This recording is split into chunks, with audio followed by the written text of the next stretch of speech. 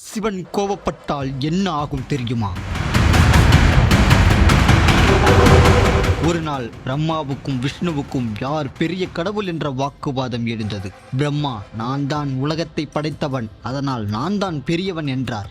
விஷ்ணு, நான் தான் உலகத்தை காக்கிறவன், எனவே நான் தான் பெரியவன் என்றார். விவாதம் தீவிரமடைந்தது. தீர்வு ஏதும் கிடைக்கவில்லை.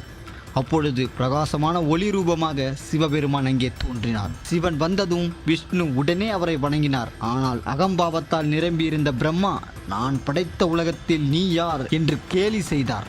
இதனை கண்டு சிவபெருமான் கடும் கோபமடைந்தார். அவர் தனது மூன்றாவது நெற்றிக்கண்ணை திறந்தார். அந்த தீக்கண்ணிலிருந்து ஒரு பயங்கரமான உருவம் வெளிப்பட்டது. அவன் கையில் திரிசூலம், இன்னொரு கையில் வாள், கழுத்தில் மண்டை ஓடுகளாலான மாலை. முழு உலகையே நடுங்க வைத்த அந்த உருவம் காலபைரவர். காலபைரவர் பிறந்தவுடன் பிரம்மாவின் அகம்பாவத்திற்கு பாடம் புகட்டினார். அவர் பிரம்மாவின் 5வது தலையை வெட்டினார். அந்த அதிர்ச்சியில் பிரம்மா தன் தவறை உணர்ந்து சிவனை வணங்கினார்.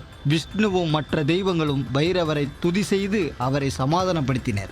அந்த நாளிலிருந்து பைரவர் காலத்தை கட்டுப்படுத்துபவர், பாதுகாவலர் என்ற பெருமையை பெற்றார். கால பைரவர் கோபத்தின் உருவமாய் இருந்தாலும் பக்தர்களுக்கு மிகுந்த அன்புடையவர். அவரை வணங்கினால் எந்தவித ஆபத்தும் நெருங்காது என்பதே நம்பிக்கை. இந்த கதை நமக்கு சொல்லும் பாடம் என்ன தெரியுமா? அகம்பாவம் அழிவை தரும், மரியாதையும் பணியும் தான் உண்மையான சக்தி. கால பைரவர் வெறும் சிவனின் கோபத்தின் பிறவி அல்ல, அவர் நம் காலத்தையும் நம் வாழ்க்கையும் காப்பாற்றும் சக்தி வாய்ந்த தெய்வம்.